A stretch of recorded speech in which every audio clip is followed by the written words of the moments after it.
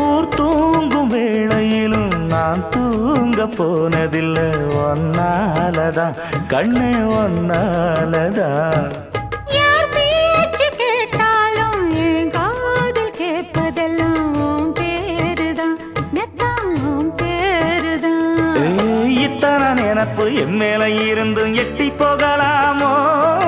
கட்டுப்பாடு இருந்தும் கட்டிக்கு முன்னே ஒட்டிக்கொள்ளலாமோ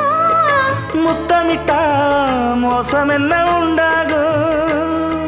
சத்தமிட்டா உன் நிலைமை என்னாகும் புது அழையால அரைச்சு தொண்டையில தான் நினைச்சு